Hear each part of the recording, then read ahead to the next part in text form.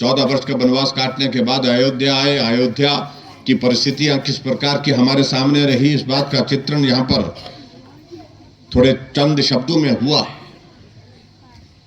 और आज हमारे लिए गर्व का विषय है कि आज सनातन हमारा बहुत मजबूती के साथ अपनी पहचान बनाते हुए दुनिया में जो है अपनी एक स्थान हासिल करता जा रहा है। और आज हमारे लिए खुशी की बात है, जहां भगवान रामचंद्र जी का जन्म स्थान था, जहां मंदिर का निर्माण होना था, वो मंदिर का निर्माण का कार्य भी हुआ। और अभी 22 तारीख को हाल ही में प्राण प्रतिष्ठा का कार्यक्रम भी हुआ।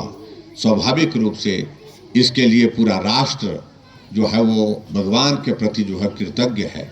और मैं यही कहूँगा, अपनी संस्कृति, अपने संस्कार के साथ जुड़ करके अपनी सनातन की जिंदगी को हम नमन करते हुए हम इस बात को सुनिश्चित करें कि आने वाले समय में ऐसे हालात ना बने कि भगवान रामचंद्र जी को जन्म स्थान पर जिस प्रकार से वर्षों लगे वहाँ पर उस स्थान पर फिर से स्थापित होने के लिए ऐसी परिस्थिति ना बने।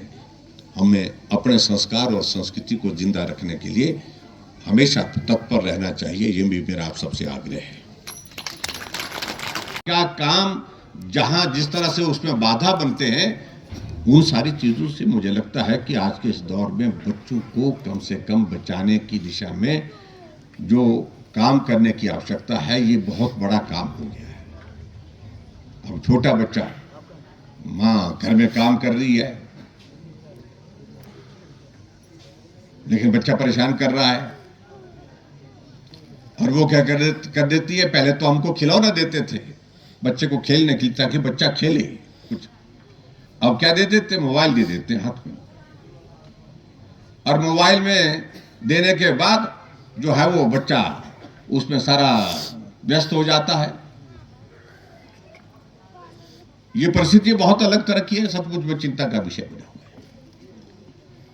ठीक है, टेक्नोलॉजी का उपयोग होना चाहिए, इस बात दो मत नहीं है, लेकिन टेक्नोलॉजी हमारी जिंदगी को इस प्रकार से बर्बाद कर दे, ये इजाजत भी नहीं होनी चाहिए।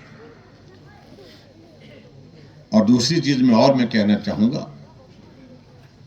दूसरा जो हमारे लिए चिंता का विषय बना हुआ वो है आज का जो नई जनरेशन, नई पीढ़ी के बीच में बढ़ता हुआ नशे का प्रचलन। और उसके बाद दूसरी बात जो मैंने पहले कही है, दूसरी बात ये है,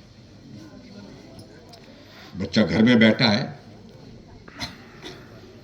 कमरे के अंदर है, आप लोग आश्वस्त हैं कि बच्चा घर में बैठा है, कमरे के अंदर है, अपने मुंह के सामने है, लेकिन बच्चा क्या कर रहा है ना जानकारी आपको है ना किसी और को है।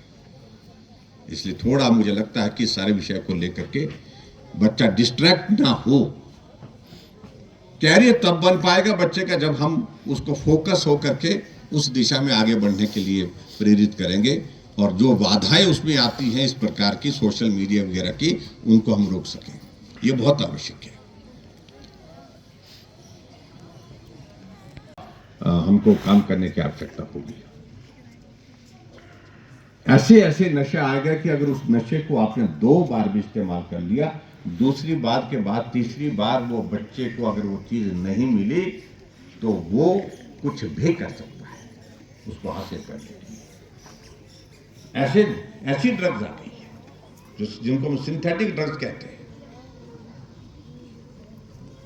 हिमाचल प्रदेश में मुख्यमंत्री के तौर पर मैंने ऐसे उदाहरण देखे, ऐसे परिवार के बच्चे जिनको साधन की कमी नहीं है, सुविधा की कमी नहीं है, लेकिन माँ बाप हमारे पास इस बात के लिए कहते हैं कि सब कुछ कर लीजिए, लेकिन हमारे बच्चे को इससे बाहर कैसे निकालें नशे के। इसलिए मेरा आप सबसे इस बात के लिए भी, इन चीजों को लेकर के भी हमको सोचने की आवश्यकता है।